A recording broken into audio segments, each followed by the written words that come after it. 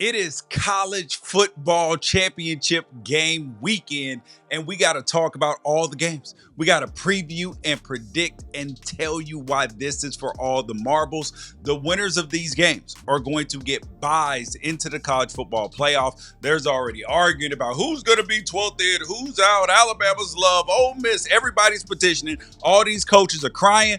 Well, if you didn't want to have to petition for your spot, you should have got in the conference championship game. And so, to the victors go the spoils, and we got to talk about it. We are going to start with the Big Ten championship game, the Oregon Ducks -3.5 versus Penn State. Now, this game has very special meaning to me. If you didn't know, I went to the University of Oregon, played there, but this goes back way before this. This goes back to 1995. This is why this game has special meaning to me.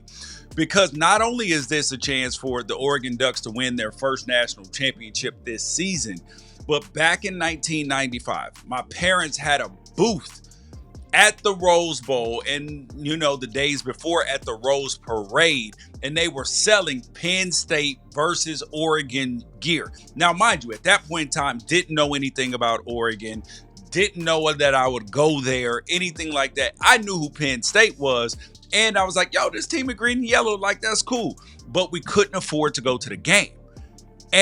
But we were there selling stuff.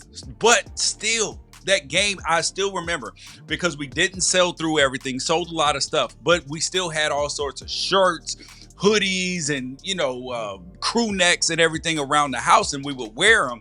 And I didn't get a chance to go to the game. That's why this year, when Oregon was playing against Penn State, I was like, I got to head out to Indianapolis because this game was in some sort of way special to me because I didn't know I would play at Oregon. And now they're playing against Penn State for the first time since 1995. So your boy had to be there. And if you've been following my content on Unafraid Show for any length of time, you know a few things about me. Number one, I love college football. Above anything else, I'm a fan, want to be the commissioner one day, and always am talking about what's best for the game and how to grow it. Number two, you've already known and seen, I've talked about it, I'm an Oregon Duck. And number three, I believe that Penn State is a quarterback away and some explosive offense away from being a national champion. Now, their head coach, James Franklin, he catches a lot of flack. 3-18, 3-19 in top 10 games. Can't beat Ohio State. He can't win the big one. All of this stuff, right? But he's clearly a very good coach. He's got the 5th highest win percentage in college football history. This is a man who understands how to recruit. He's a good leader and everything in between. Now, sometimes you have to figure out how to get over the hump. And people always like, oh, we got to fire him. We got to find something new. Are you going to find somebody to win this percentage of games? Now, go back and watch the video about the 2 rules to firing a coach.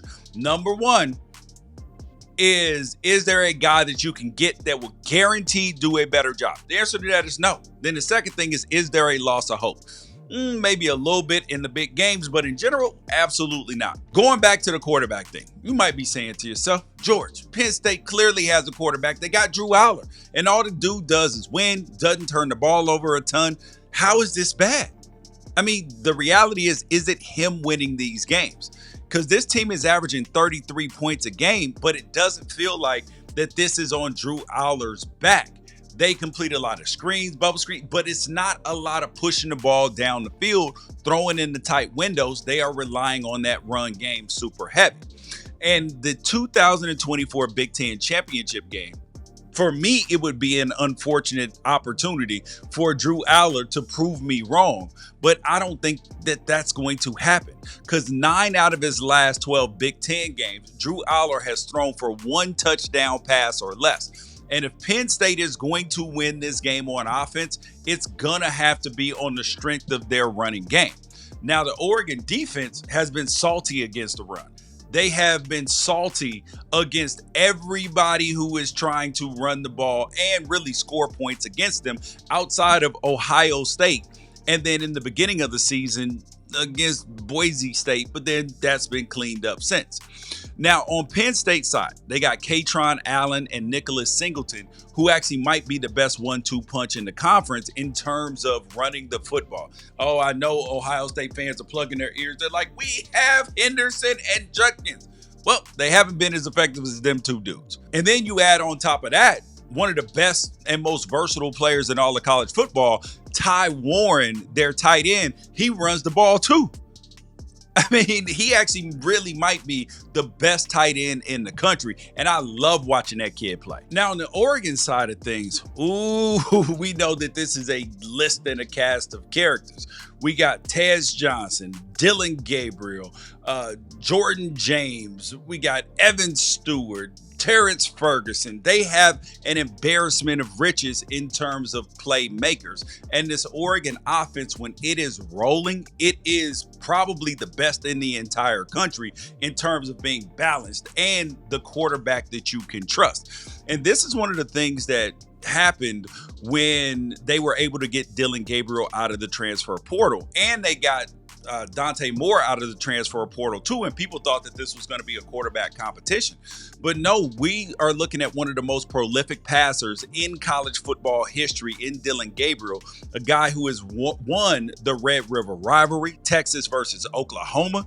This is a guy who is no shortage of playing in big games, so this Big Ten championship game is not going to be too big for him.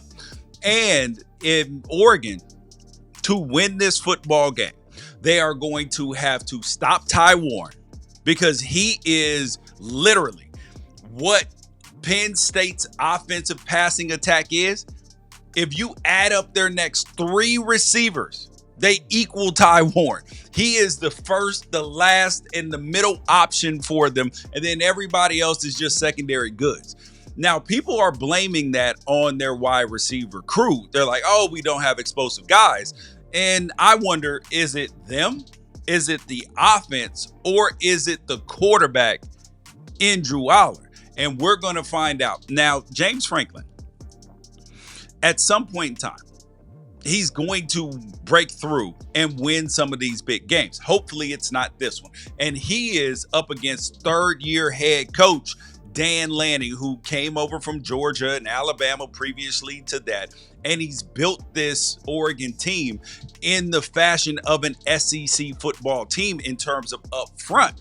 But then you add that with a Pac-12 offense, now you got something extremely lethal. And this Oregon team has not let up this season. They have been fast, they have been physical. And where this game is going to be won is in two separate places. Number one, because Penn State's defense is incredible. And if Oregon's offensive line, who is a finalist for the Joe Moore Award, which is one of the best offensive line, well, the best offensive line in the country. So there's three teams left for finalists. Oregon is one of them. If they can't keep Abdul Carter and the rest of that defensive line out of the backfield disrupting Dylan Gabriel, then this Oregon offense is not going to be able to score. So this is going to be won on the Oregon offensive line and on the Penn State offensive line.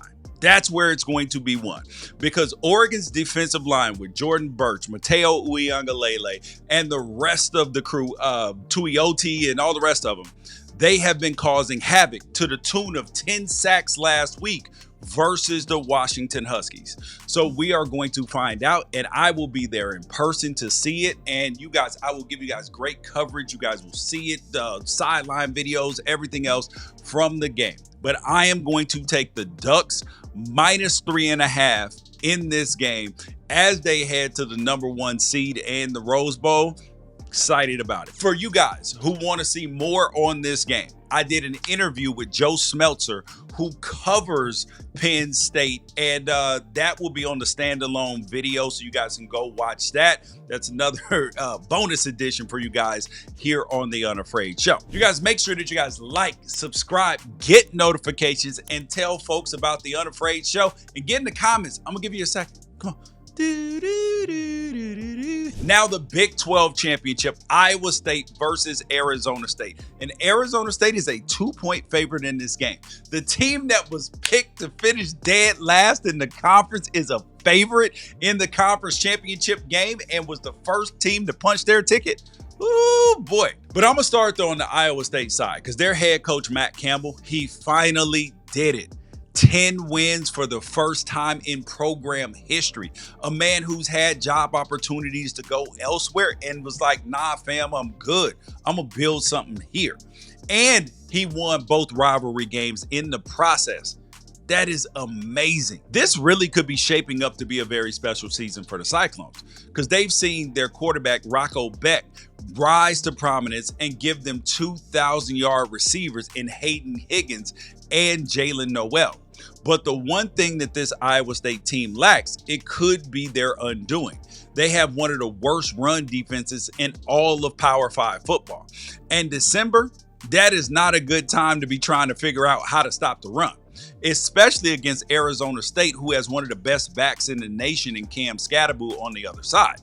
Now, this Arizona State team, though, they have ridden his back because this bowling ball, this Toby Gerhart mixed with Christian McCaffrey, if they had a baby of a running back, they've ridden him to the most unlikely place, the Big Ten Championship. And this is just 1 year after going 3-9. And their head coach, Kenny Dillingham, he just finished putting together their first complete game since their opener against Wyoming.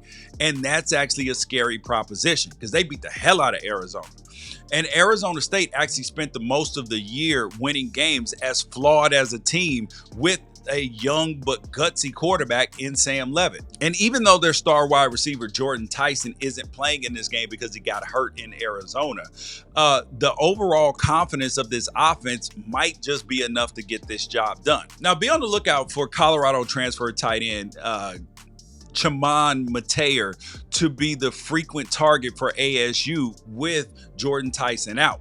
But if they do have to abandon the pass game altogether, they absolutely will because Kenny Dillingham will do whatever it takes to win. And I actually like Arizona State to keep this miracle season going and win this football game. But the biggest question is that if they win this football game, will they then jump over Boise State and get a first round bye in the college football playoff? Because I do believe it's fair that you do consider that the Big 12 is better than the Mountain West.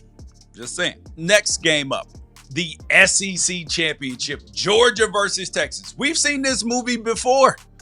We've seen it. But the difference is it is on the big stage. It's in Atlanta.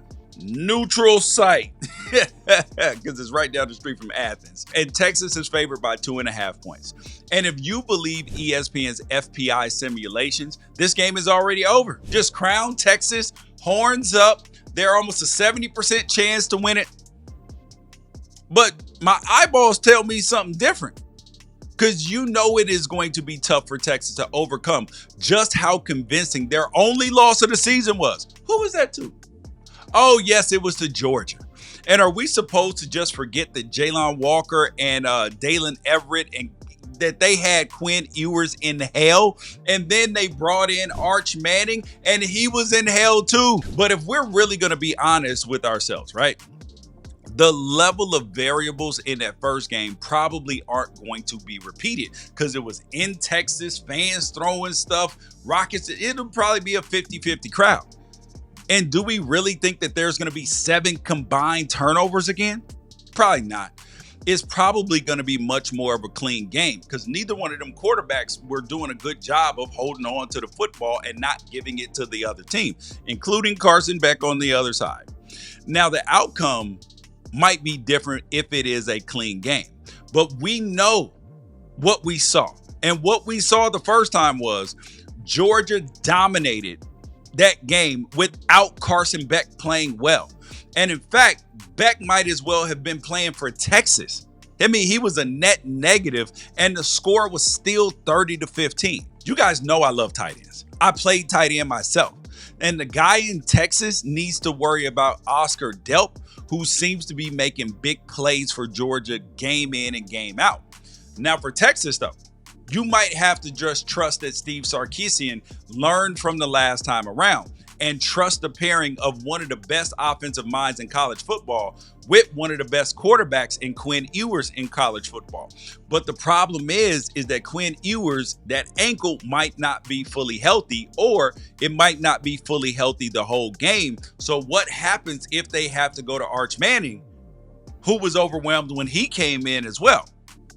So we'll see. Now, it's really going to be this Texas pass rush, though, that's going to determine the game, because they need to make an impact. And the pairing of Colin Simmons and Anthony Hill have combined for 5 sacks in the last 3 games. And when I look at this spread, everything says, George, pick Georgia. But I'm not. I'm taking Texas in this game. I believe that this is going to be a revenge game for them. And I don't believe the FPI is to 70%. But if Texas is able to not turn the ball over, maybe they can get some turnovers out of Georgia too. And we got the ACC Championship, Clemson versus SMU. And a lot of people are saying that Clemson backdoored their way to the ACC Championship.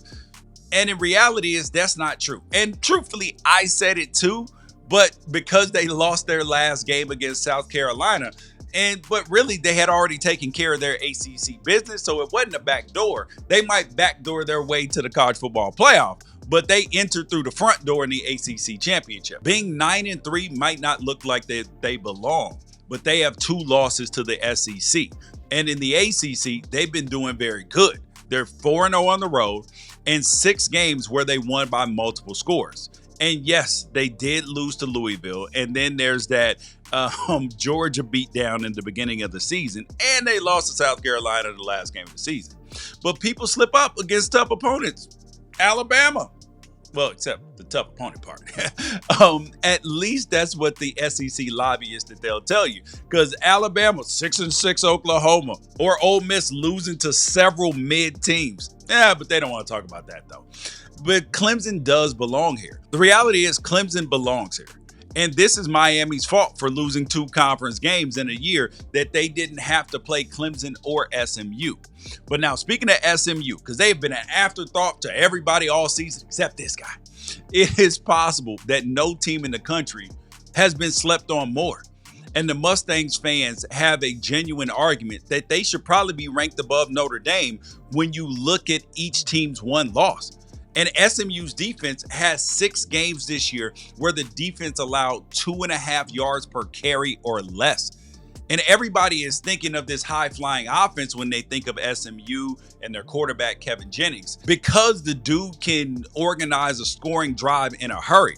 But the truth is, they reached this point by not allowing other teams to run the football. And how will that defense hold up, though, against a Clemson team that rushed for 200 plus yards in half of their games this season? And even more importantly, how will Clemson respond after losing an in-state rivalry game to a tough South Carolina team? Because if the SEC is as tough as their fans say it is, this could be a matchup with the Gamecocks that it could make the ACC Championship feel like light work. No, because nothing about SMU is light work. If Clemson is going to win, their quarterback, Cade Klubnik, who has, people were down on prior to the season. And then they got up on him again. Then in their losses, they're like, which guy is which? I am going to take SMU to keep the ball rolling, and people are going to have to start to respect that logo and that team that is paying their own way in the ACC and then came in and ran roughshod in it. And the last conference game we got to talk about, UNLV at Boise State. Boise State is a 4-point favorite. And Boise State is probably fortunate that they get this game at home because UNLV came very, very close to knocking off the Broncos when the 2 teams played back in late October in Nevada. And that game was actually the last time that Hajj Malik Williams actually threw an interception. And I'm telling you, this is a very good UNLV team. Their coaching staff, led by their head coach Barry Odom, they are going to benefit from this amazing turnaround, including our guy Brendan Marion, who might be the next offensive coordinator at Oklahoma State or could be vying for a head coaching job at some other places. And whether the jackpot comes in Las Vegas or elsewhere, things are coming up 777s for all of their coaching staff's bank accounts. Now, Boise State, they need a convincing win to avoid being jumped by the Big 12 champion, because there's a lot of lobbying going and it makes a lot of sense.